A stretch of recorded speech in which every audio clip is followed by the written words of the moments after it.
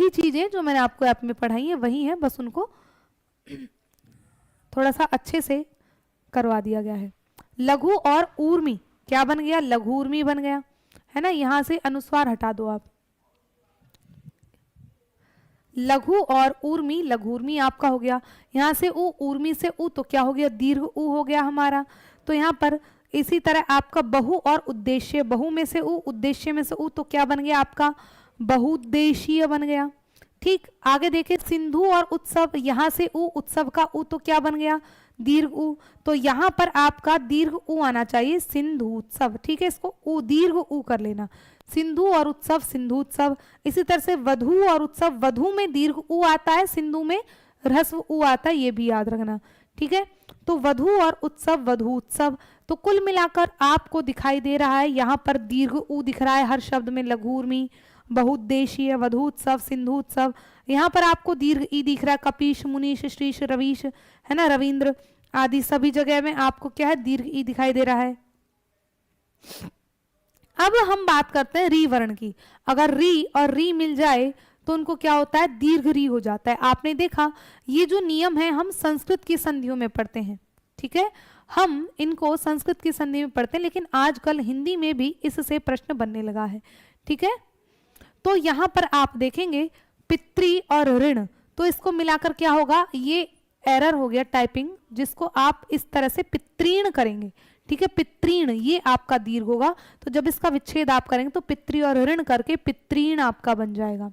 ठीक है, उसके बाद मातृ और ऋण, तो क्या बनता है आपका? मातृण, इस तरह से आपका बनेगा। भ्रातृ और ऋण, तो क्या बना? भ्रातृण। जामात्री कहते हैं जमाई को, तो जामात्री और ऋण जामात्रीण। तो जिसमें इस तरह की ये 3 इकाई वाला री आपको नजर आ जाए तो समझ जाना यहाँ दीर्घ संधि है। दीर्घ, कोई गुण या यण अयादि में से कोई भी संधि नहीं करनी है। ठीक है, तो यहाँ पर आपका पितृण, भ्रातृण, मातृण, जामात्रीण, ये 3-4 शब्द में से ही आ जाएगा, और ये आपकी दीर्घ स्वर संधि के उदाहरण है सारे। ठीक है, बहुत शानदार। हाँ भाई, पैसेज भी आते हैं आपके, बिल्कुल आते हैं, चलेगा। अब गुण स्वर संधि की बात करें, दीर्घ समझ में आ गई बहुत अच्छे से। गुण की तरफ बढ़ते हैं। गुण में क्या है भाई? गुण में आपको 3 नियम देखने हैं। एक तो ए होता है, एक ओ होता है और एक अर होता है। ठीक है, एक ए होता है, एक ओ होता है और एक अर होता है आपका गुण संधि में। तो इसका सूत्र है आपका आद गुण। ठीक है, द के नीचे हलंत लगाएंगे, इसका सूत्र है आपका आद गुण। यदि ए वर्ण ए या आ के बाद क्या आता है आपका ई वर्ण आए, तो दोनों वर्णों को क्या हो जाए भैया?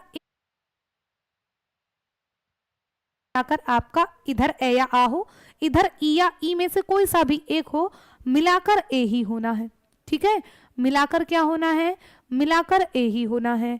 अब आप देखेंगे जैसे भारत और इंदु, तो ये र में से नहीं त में से आपका क्या निकलता है? अवर्ण निकलता है। ठीक है, त में से आपका अवर्ण निकला और इंदु का ई वर्ण आपका हो गया। तो ए और ई को मिलाकर आपने समीकरण पढ़ा, क्या होता है? ए हो जाता है, तो शब्द क्या बनेगा? भारतेंदु। भारत, ए और ई को ए हो गया, और इंदु का इंदु प्रक्रिया से बनती है ना। तो कुल मिलाकर यहां पर दोनों वर्णों को ए हो रहा है। ठीक है, जब दोनों वर्णों को आए तो यहां पर आपका ये अनुस्वार और दू बचता है ना, तब आपका भारत और इंदु, भारतीय इंदु आपका बनता है। ठीक है, चलेगा। आगे और उदाहरण देखेंगे। यदि अवर्ण के बाद उ या उ आए, अच्छा इसके और 2-4 उदाहरण मैं आपको दूं, तो जैसे मैं कहूं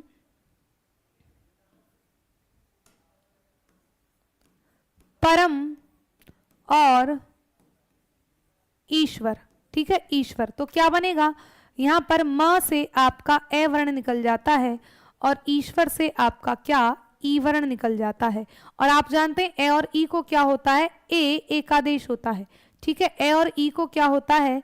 तो भाई इनको ए एकादेश हो जाता है। तो अब आपको क्या करना है? इनको मिलाकर तो आप देखेंगे परम, म से ई तो अ तो निकल गया, तो मैं को कर दो आप हलंत, और यहां ईश्वर से ई निकल गया तो आपका बचता है श्वर। क्या बचता है? श्वर। तो शब्द आपका क्या बना मिलाकर? हमारा बन जाता है परमेश्वर। परमेश्वर, ठीक है। और देखें जैसे मैंने कहा कि लोक और ईशा, ठीक है, लोक और ईशा, क में क्या है आपका ए वर्ण है और ईशा में क्या है आपका ई वर्ण है। तो आप जानते हैं ए और ई को ए एक आदेश हो गया। आपको केवल वर्णों को व्यवस्थित करना आना चाहिए, बाकी काम अपने आप हो जाता है। तो लोक में से अ निकल गया, क बचता है हलंत, ईश का इन दोनों को मिलाकर ए कर दिया तो इसका श बचता है केवल, है ना। तो अब इनको जोड़कर लिखें तो आपका शब्द क्या बनेगा, तो कहेंगे जी लोकेश बनेगा। क्या समझ में आ रहा है अच्छे से, बहुत अच्छे से। Sharing 2 beautiful dresses for baby girl and भैया पीडीएफ कहाँ मिलेगी, टारगेट विद अंकित की एप्लीकेशन पर मिलेगी, पर पहले पीडीएफ बनने तो दो, है ना। जो पढ़ा रही हूँ उसको तो पढ़ लो पहले ढंग से, है ना। कति बच्चों वाले काम है तुम्हारे, टीचर बनने वाले हो तुम, शिक्षक बनने वाले हो। चलो आ जाओ, समझदारी से काम लिया करो।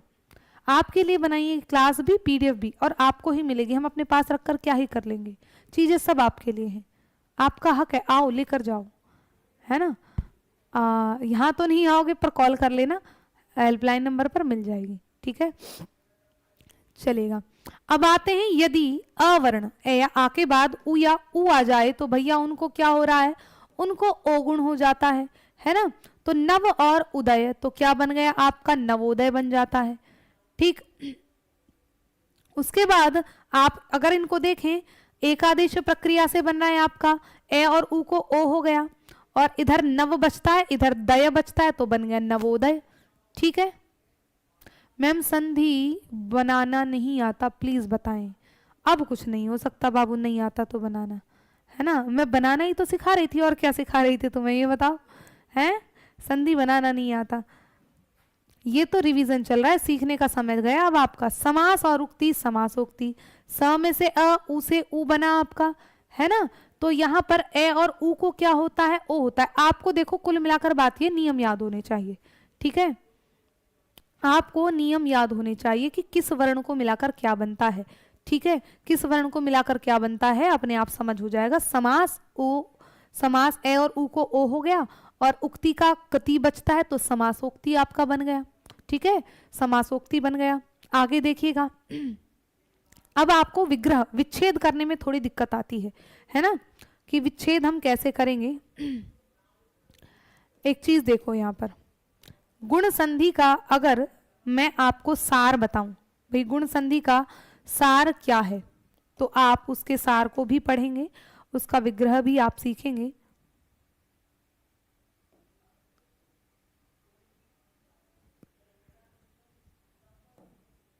अभी एक और नियम रह गया है। गुण संधि में आपके 3 नियम आते हैं, कि सबसे पहला है ना, गुण संधि में आपके 3 नियम, ये 3 नियम आपको याद होने चाहिए। अगर ये याद नहीं तो फिर कुछ काम नहीं होगा। ए हो या आ हो, ठीक है, और उसके दूसरी तरफ आपका ई अथवा दीर्घ ई हो तो दोनों को ए हो जाएगा। दूसरा नियम आपको इसका याद रखना है कि ए हो या आ हो, इस तरफ ए या आ होना चाहिए, दूसरी तरफ अगर आपका उ या उ है तो उसको आपका ओ गुण हो जाएगा। तीसरा आप देखें कि आपका क्या है, ए है या आ है, ठीक है, और इस तरफ आपका अगर री वर्ण है तो उसको अर हो जाता है। क्या हो जाता है, अर हो जाता है। ये 3 समीकरण आपकी गुण संधि में बनेंगी, ठीक है, ये 3 समीकरण आपकी गुण संधि में बनती हैं। अब आप देखेंगे ये रा ए या आ के बाद री आए तो उसको अर, र के नीचे हलंत है, समझ लेना, ठीक है, र के नीचे हलंत है तो अर हो जाता है। अब आप देखें सामान्यतः जिन शब्दों के अंत में, और बढ़िया मजे की बात कि आपको ये वर्ण आपको दिखाई देंगे शब्द के अंत में, अर्थु अर्शी या अर्ण हो तो वहां गुण संधि हो जाएगी, ठीक है। अगर आपको किसी शब्द के अंत में अर्थु अर्शी अर्ण इनमें से कोई सा भी वर्ण दिखाई दे वो गुण संधि होगी आपकी, ठीक। अब आप देखें जैसे वसंत और ऋतु, है ना, यहाँ पर डबल डबल यहाँ पर भी अनुस्वार लगा दिया और आगे भी न लिख दिया, इसको हटा लेंगे तो क्या बनेगा आपका वसंत और ऋतु। तो आप देखें त में से अ, ऋतु का री, तो आपको पता है अ या री के बाद अर आता है, ए के बाद री आए तो उसको अर हो जाता है। देखो दोबारा से हमने लिखा वसंत और ऋतु। आप जानते हैं संधि हमेशा दो निर्दिष्ट वर्णों में होती है। वो दो निर्दिष्ट वर्ण क्या है? पहले शब्द का अंतिम वर्ण और दूसरे शब्द का पहला वर्ण, जिसमें आपने ये पढ़ा है कि ए और री जब मिलते हैं तो अभी आपने नियम पढ़ा होगा कि उनको क्या हो जाता है? अर हो जाता है। अर होता है, बिल्कुल होता है। अब इनको व्यवस्थित करना आपका काम है। क्या करना है? आपने देखा वसंत, तो वसंत लिख लो, लेकिन वसंत का तय हलंत होना चाहिए क्योंकि यहां से ए हमने निकाल लिया है। होना चाहिए कि नहीं होना चाहिए? बिल्कुल होना चाहिए। और ऋतु में से आपका तू बचना चाहिए क्योंकि री भी हमने निकाल लिया है ना, क्योंकि ए और री को मिलाकर अर कर दिया है। एकादेश संधि हो रही है यहाँ पर प्रक्रिया से। तो अब आपका काम है इनको व्यवस्थित करके लिखना। अब देखो वसंत, त आपका हलंत, लेकिन अर के ए ने त को पूरा कर दिया। उसके बाद अगर ये र आपका कैसा है? रेफ में है, तो आप इसको ऊपर चढ़ा देंगे, यानी कि आधा र सामने वाले व्यंजन के ऊपर चढ़ जाता है। तो शब्द क्या बन गया? वसंतर्तु। क्या बन गया? वसंतर्तु, है ना। तो तर्तु, अर्तु, अर्शी, अर्ण ये किसी भी वर्ण के पीछे होंगे तो वहां पर आपका क्या होता है? गुण संधि होती है।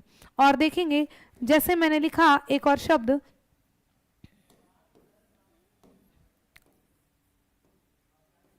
महा और ऋषि, ठीक है, महा और ऋषि। तो महा में से आपका आवरण आता है और ऋषि से आपका री वर्ण आता है। दोनों को क्या हो जाता है? अर हो जाता है। अब ये प्रक्रिया आपको रट जानी चाहिए, बार बार ना बतानी पड़े। तो महा में से आ निकल गया, मह बचता है, और ऋषि का आपका क्या बचता है? शी बचता है। तो क्या वर्ण बना हमारा? महर्षि, महर्षि। तो बस ये याद रखो, अर्षि, अर्तु, अर्ण जब किसी के पीछे आएंगे तो वो आपकी क्या होगी? दीर्घ संधि, गुण संधि होगी, गुण संधि। वसंत और ऋतु, वसंतर्तु, ठीक है, वसंतर्तु। और आगे देखें कि ग्रीष्म और ऋतु, तो क्या बन गया? ग्रीष्मर्तु, ग्रीष्मर्तु। ये र ऊपर नहीं होगा, ग्रीष्मर्तु आपका बन जाता है। ग्रीष्म और तु, ग्रीष्मर्तु आपका शब्द बन गया। नेक्स्ट देखेंगे गुण संधि के कुछ अपवाद हैं, और वो अपवाद क्या हैं? अर्ण वाले, ठीक है। गुण संधि के अपवाद बहुत आते हैं। अभी तो केवल 3 नियम हमने ये सीखे हैं कि अ या आ के बाद ई हो तो उसको ए, उ हो तो ओ, और आपका री हो तो अर हो जाता है। क्वेश्चन, ये मैराथन कंटेंट की है, क्वेश्चन की अलग मैराथन आएगी आपकी, तब करेंगे, ठीक है। उसके बाद गुण संधि के अपवाद देख लेते हैं। अपवाद से प्रश्न आपका बहुत आता है। तो आप देखेंगे निम्नलिखित शब्दों में अर न होकर आर हो जाता है, ठीक है। अर न होकर क्या होता है? आर हो जाता है। जैसे ऋण और ऋण, तो अब आप देख रहे हैं क्या हो रहा है? ये 2 शब्द लिखे, ऋण और ऋण। इसका अंतिम वर्ण क्या है? ए। इसका पहला वर्ण क्या है? री। और आप जानते हैं ए और री को मिलाकर क्या होता है? अर हो जाता है। लेकिन ये 3-4 चुनिंदा शब्द आपके जो कि क्या हैं? गुण संधि के न होकर वृद्धि संधि के अंतर्गत आएंगे। उनमें जो समीकरण बन रही है वो देखने में तो लगेगी आपकी गुण संधि है, लेकिन वास्तव में वो गुण नहीं है, वो आपकी वृद्धि संधि हो जाएगी, ठीक है। क्या होगी? वो हमारी वृद्धि संधि हो जाएगी। तो री, अ और री को मिलाकर आर हो गया, तो शब्द आपका क्या बना? ऋणार्ण बन गया, ऋणार्ण। याद रखना, री को जब अर होता है तो वह गुण हो जाती है, ठीक है। और जब री को क्या हो जाए? री को आर हो जाए तो वह क्या होती है? वृद्धि होती है, वृद्धि, ठीक है। री को आर वृद्धि होती है और री को अर गुण होता है। तो जब आपके सामने कोई शब्द आ जाए और आप उसका उच्चारण करके देखना, ऋणार्ण या ऋणर्ण, कंबलार्ण या कंबलर्ण, है ना। तो इस तरह से आपके उच्चारण में आर्ण आ रहा है तो मतलब वृद्धि है, और अर यानी कि महर्षि, महर्षि का उच्चारण करके देखो, वसंतर्तु, शीतर्तु, इसका उच्चारण करके देखो तो क्या बन रहा है आपका? गुण संधि, है ना। तो अर की ध्वनि, महर्षि, शीतर्तु, वसंतर्तु, है ना, तो अर की ध्वनि आ रही है, यहां पर आपकी गुण संधि है। लेकिन जैसे कहा ऋणार्ण, तो अर न होकर आर की ध्वनि आ रही है, वो आपकी क्या हो जाती है? तो कुल मिलाकर यहाँ आपकी वृद्धि संधि हो जाएगी, ठीक है। कौन सी होगी, वृद्धि संधि होगी। और देखेंगे इसी के उदाहरण, कंबल और ऋण तो क्या बन गया, कंबलार्ण बनता है। दश और ऋण तो क्या बनता है, दशार्ण बन जाता है। वत्सतर और ऋण वत्सतरार्ण बन जाता है। वस्त्र और ऋण वस्त्रार्ण बन जाता है। तो ये किसके, आपके गुण संधि के उदाहरण है, न होकर किसके, वृद्धि संधि के उदाहरण है। ठीक है, तो गुण संधि की पहचान क्या है भैया आपकी,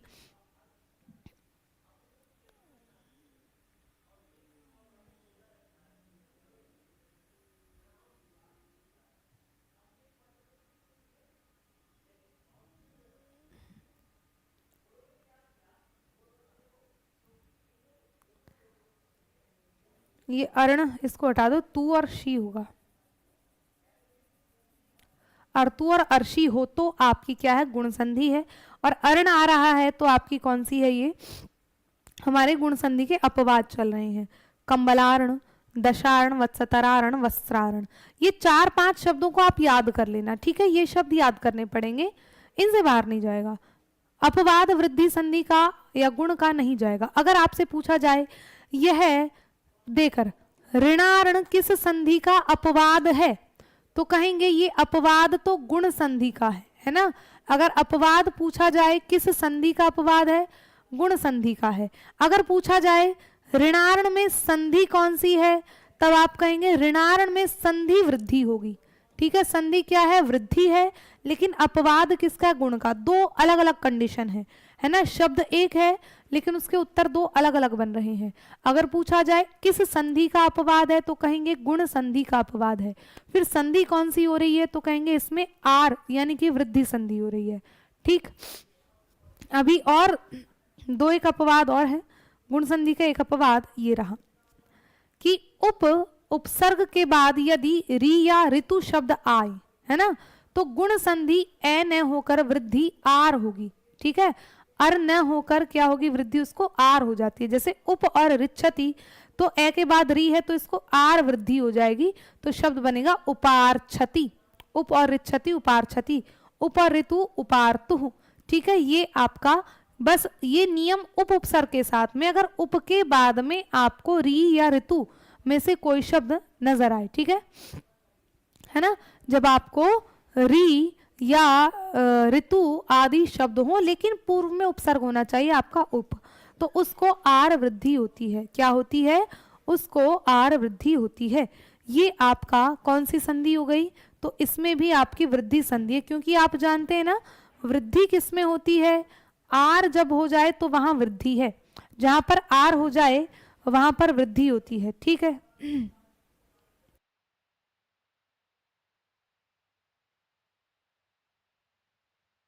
I swear I just need 5 seconds. समझ में आ गई। एक बार दोबारा देखेंगे मेरे साथ गुण संधि। गुण संधि के 3 नियम आपके बनते हैं। सबसे पहला आपका ई या ई हो तो ए हो जाता है।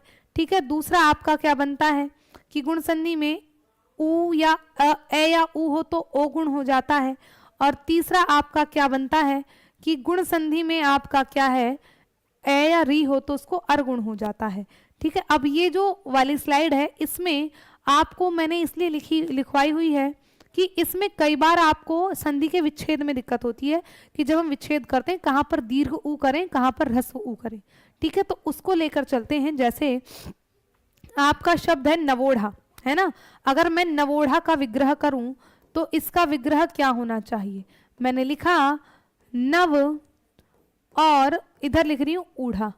अब मैं कंफ्यूजन में, है ना, अगर विच्छेद आपके सामने आ जाए तो कोई दिक्कत नहीं है, लेकिन अगर आपको विच्छेद करना पड़े तो फिर वहां आप कंफ्यूजन में आ जाते हो कि इसमें दीर्घ ऊ होना था कि ह्रस्व ऊ होना था।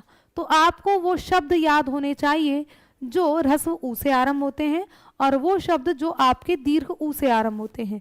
तो अगर आप देखें ऊढ़ा, ऊर्जा, ऊर्मी और ऊष्मा, ये 4 शब्द जिस भी शब्द के अंत में आए, महोष्मा, दयोर्मी, है ना, इनमें आपका दीर्घ ऊ आएगा, ह्रस्व ऊ नहीं होता है। तो जब भी आप इनका विच्छेद करो दीर्घ ऊ, मैंने लिखा महोष्मा,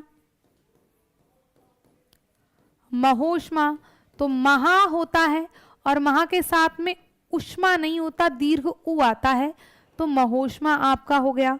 दयोर्मी, है ना, दयोर्मी, और हमने पढ़ा है अभी जिसके पीछे ओर्मी आ रहा है तो वह दीर्घ ऊ में बदलता है। दया और ऊर्मी दयोर्मी, दया और ऊर्मी दयोर्मी।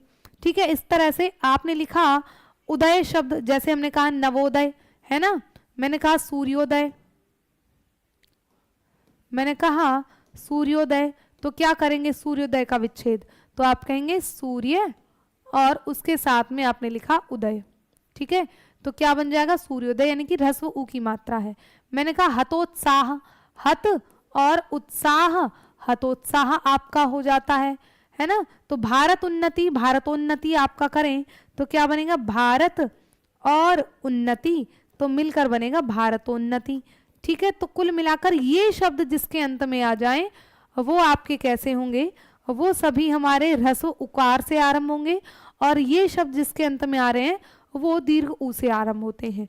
ठीक है, तो आपको विग्रह करने में भी दिक्कत नहीं आएगी। इन शब्दों को थोड़ा सा अपने दिमाग में बिठा लीजिएगा। ठीक है, समझ में आ गया अच्छे से कि नहीं आ रहा है? आगे चलूं नेक्स्ट अगले प्रश्न पर। आगे हम चलते हैं अब आपकी वृद्धि संधि की तरफ। ठीक है, गुण संधि पढ़ी है हमने अभी, और स्वर संधि, वो दीर्घ संधि पढ़ी है। वृद्धि संधि की तरफ पढ़ते हैं। वृद्धि संधि में आपकी ये दो कंडीशन बनती हैं, केवल और मात्र। ये दो कंडीशन क्या क्या? हिंदी व्याकरण में दो वृद्धि वर्ण हैं। वृद्धि वर्ण कितने हैं? तो कहेंगे दो वृद्धि वर्ण। कौन कौन से? ऐ और औ। इन दो को ही वृद्धि वर्ण माना जाता है। ठीक है, इन दो को ही क्या कहा जाता है? वृद्धि वर्ण कहा जाता है हिंदी व्याकरण में। सभी सेशन को एक बार दब के लाइक शेयर करो भैया, 3-4 हजार पार पहुंचा दो। करोगे या नहीं? यदि ए वर्ण से हम किसका ग्रहण करेंगे? ए या आ का। ए वर्ण में आपके ए आ दोनों आ जाते हैं। ठीक है, उसके बाद क्या आना चाहिए? ए या ऐ आए तो दोनों को क्या होता है? ऐ वृद्धि एकादेश हो जाता है। उसी तरह से दूसरा नियम है, यदि ए वर्ण के बाद ओ या औ आए तो दोनों के स्थान पर औ वृद्धि एकादेश हो जाता है। ठीक है मैम, शब्द के नीचे कब लगता है जैसे राष्ट्रीय बता दीजिए। हाँ मैं बताऊंगी, उसका तसल्ली तो रखो, एक टॉपिक तो पूरा हो जाने दो, है ना। एक टॉपिक पूरा होगा फिर धीरे धीरे सभी टॉपिक पर पहुंचेंगे, चलेगा। तो सबसे पहला नियम है, ए या आ के बाद ए या ऐ आता है तो क्या बनता है? तो भैया आपने देखा एक और एक, यहाँ क में से क्या ए वर्ण निकला, एक का ए वर्ण निकला, तो ए के बाद ए आता है तो उसको ऐ वृद्धि एकादेश हो जाता है ना। तो एक और इन दोनों को क्या हो गया? ऐ हो गया। यहाँ पर एक आपका हलंत बचता है कि नहीं बचता? एक ऐ और यहाँ पर आपका क बचता है, तो दोनों को मिलाकर क्या बनता है? एक ऐ का हमारा बन जाता है। ठीक है, एक ऐ का। तो एक यहाँ पर क से जब आपने अ निकाल लिया तो क बचता है हलंत, इन दोनों को हो गया ऐ, तो क्या बन गया? एक ऐ। आगे देखें, सदा और एव, आ और ए निकला है तो दोनों को ऐ वृद्धि हो गई, तो सद, सदा में से आ निकल गया, बचता है सद, इन दोनों को ऐ बन गया और इधर इसका बचता है वह, तो शब्द क्या बन गया? सदैव आपका बन गया। ठीक है, हमारा शब्द क्या बन गया? सदैव बन गया। तो क्या है भैया, दोनों तरफ आपके ये समीकरण बननी जरूरी है। ठीक है, ये समीकरण जरूर बननी चाहिए। आगे देखें और उदाहरण, जैसे मत और ऐक्य, तो मत में त में ए, ऐक्य का ऐ, तो दोनों को मिलाकर क्या बना? आपका ऐ। इनको जोड़कर लिखेंगे तो मत ऐ और क्या, तो शब्द बन गया मतैक्य। एक और एकशः, तो एक से अ, एकशः से अ, तो दोनों को मिलाकर ऐ बन गया, तो शब्द क्या बनेगा? एकैकशः, या एक में हलंत लगा लें। एक और एकशः, एकैकशः आपका बन गया एकैकशः, यानी कि एक एक करके। ठीक है, अब बात आती है मैम विग्रह विच्छेद में गड़बड़ आ जाती है, उसके लिए सॉल्यूशन बराबर में लिखा हुआ है कि जिन शब्दों के अंत में आपको ऐक्य दिख जाए वो ऐ से आरंभ होंगे, और जिन शब्दों के अंत में आपको इनमें से कोई भी वर्ण दिखे, जैसे मैंने कहा लोकैषणा। ठीक है, मैंने कहा लोकैषणा, अगर आप इसका विग्रह करोगे तो क्या लिखोगे? तो इसका विग्रह करते हुए आपको इधर ऐषणा जोड़ना है ना, ऐषणा नहीं जोड़ना। मैंने कहा हितैषी, मैंने कहा हितैषी, अगर आप इसका विच्छेद करोगे तो क्या करोगे? हित, साथ में आपको ऐ नहीं लगाना, क्या लगाना है? ऐशी होता है जी, हितैषी होता है। ठीक है। मैंने कहा जैसे तवैव शब्द है, तथैव शब्द है आपका, तथैव अगर आप इसका विच्छेद करोगे तो क्या होगा, आपको तथा लिखना है और उसके बाद एव जोड़ना है, ऐव नहीं करना, तो एव हो गया। मैंने कहा देवैश्वर्य, देवैश्वर्य, अब आपने देखा ये तो ऐश्वर्य राय का ऐश्वर्य लिखा हुआ है ना, तो यहां पर आपको क्या करना है, देव और ये वाला वर्ण आपका ऐश्वर्य से आरंभ हो जाएगा। तो ये शब्द याद कर लेना, विग्रह में कोई दिक्कत नहीं आएगी, है ना। जो भी शब्द के अंत में आपको एशी, एषणा, एक, एव दिखाई दे वो ए से ही आरंभ होते हैं, और अगर किसी के अंत में ऐक्य दिखाई देगा तो विग्रह में आप ऐक्य ही लिखना, ठीक है। बहुत शानदार, समझ में आ गया इतना। अब इसका दूसरा नियम देखते हैं कि ए या आ के बाद ओ या औ हो तो इनको क्या हो जाता है, औ वृद्धि हो जाती है। महा और ओज, अगर आपने देखा महा में से आ, ओज में से ओ, दोनों को क्या हुआ, औ वृद्धि हो गई। अब आप इसको अगर जोड़ेंगे तो क्या बनेगा आपका, महा है आपका हलंत है ना, है हमारा हलंत है क्योंकि आ निकाल दिया और इन दोनों को औ हो गया, और इधर बचता है आपका ज, है ना, महौज, तो आपका शब्द बन गया महौज। महा और ज एक ही मात्रा हटाएंगे इससे, महौज, महा और ओज, महौज। फिर आगे देखें जल और ओघ, तो जल के ल में से अ, ओघ में से ओ, तो दोनों को क्या हो गया, औ वृद्धि हो गई आपकी, ठीक। तो जल और औ ओघ, तो शब्द आपका बन गया जलौघ, ठीक है। नेक्स्ट देखेंगे वन और औषध, तो वन के न से ए, औषध का औ, तो क्या हो गया दीर्घ औ, तो वन औषध, वन औषध आपका बन गया। वन और औषधि, तो क्या बनता है, न से ए, औषधि का ओ, तो शब्द आपका क्या बन गया, वन औषधि बन गया। अच्छे से समझ में आ रहा होगा, एक एक वर्ण बिल्कुल अलग अलग करके लिखा हुआ है ना। अब गड़बड़ ये आती है कि यहाँ पर आप देखेंगे औषध है और यहाँ पर औषधि है, यानी कि एक ही शब्द, एक तरह का शब्द, लेकिन विग्रह में अलग अलग क्यों हो रहा है।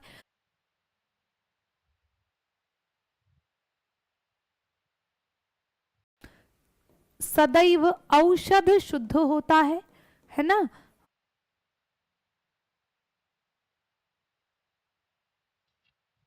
बता रही हूं, केवल संधि में नियम लगता है, हालांकि आजकल हम हर जगह इसका औषधि का ही प्रयोग करते हैं कि नहीं करते, हम औषधि का ही प्रयोग करते हैं, लेकिन संधि नियम क्या कहता है कि ये औ नहीं होता है, ये ओ, और औषध में औ की मात्रा आती है। तो जब शब्द के पीछे औषधि जुड़ा है तो उसका विग्रह करते हुए आपको ओ जोड़ना है, ठीक है। और अगर शब्द के पीछे औषध जुड़ा है तो विग्रह करते हुए आपको औ लगाना है शब्द के आगे, ये चीज आपको ध्यान रखनी है, ठीक है। तो ऐसे शब्द मैं आपको बताऊं कि ओज, ओघ, ओज, और ये है ओघ, ओक, औषधि, ओदन, ये शब्द आपके ओ से आरंभ होते हैं। और औषध, औदार्य, औचित्य, औद्योगिक, औत्सुक्य, ये शब्द आपके औ से आरंभ होते हैं। ये शब्द आपके किससे होते हैं, इसमें शब्द कौन सा शुद्ध है, दोनों शब्द शुद्ध है अपनी जगह, है ना, ये भी शुद्ध है, ये भी शुद्ध है। देखो मैं और उदाहरण देती हूँ आपको समझना।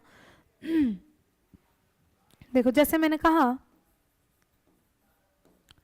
महौषधि, ठीक है, और एक शब्द मैंने कहा परम औषध, ठीक है, परम औषध, दोनों का विग्रह आपको करना है। तो क्या करोगे, आपने पढ़ा है अभी कि जब हम औषधि का विग्रह करते हैं, औषधि लगा हुआ है, तब हम औ न लिखकर औषधि करते हैं, केवल और केवल, ये विग्रह उचित माना जाएगा।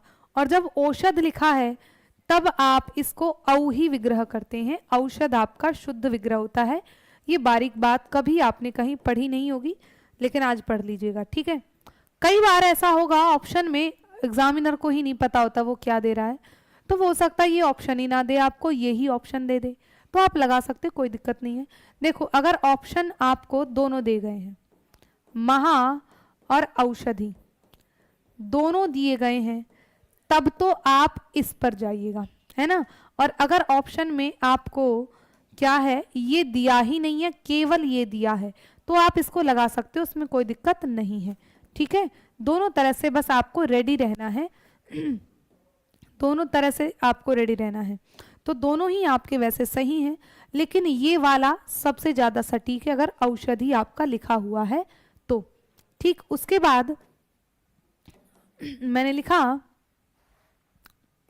महाउत्सुक्य। महाउत्सुक्य, अगर आप इसका विच्छेद करते हैं तो क्या है, हमने लिखना है महा और इसमें उत्सुक्य लिखा है, तो उत्सुक्य यानी कि औत होना चाहिए, इसमें लिखा है ना औत्सुक्य। औत्सुक्य से आरंभ होता है जो शब्द, ये औ से आरंभ होगा तो शब्द बनेगा औत्सुक्य।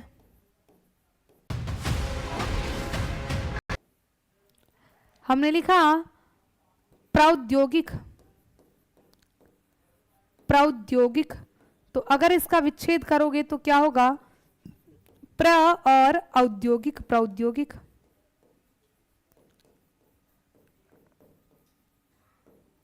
प्र और औद्योगिक, प्रौद्योगिक। मैंने कहा परमौदार्य। परमौदार्य, तो अगर आप देखेंगे क्या बनेगा हमारा, परम और औदार्य से आपका औदार्य ही बनेगा, औदार्य।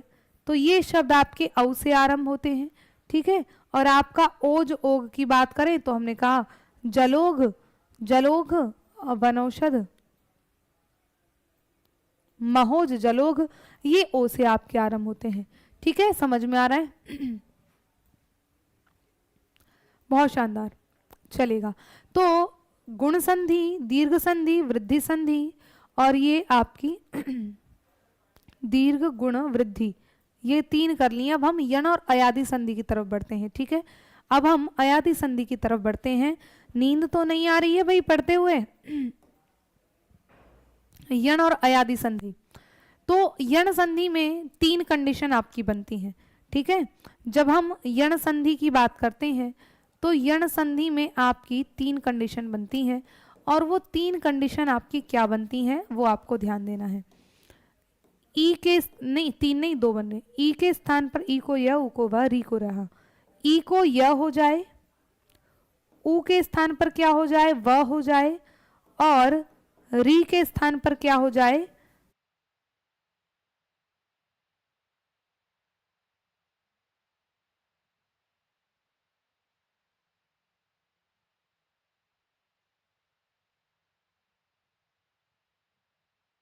कंडीशन आपकी यण संधि में बनती है। ई के स्थान पर य, उ के स्थान पर व, और री के स्थान पर र हो जाता है।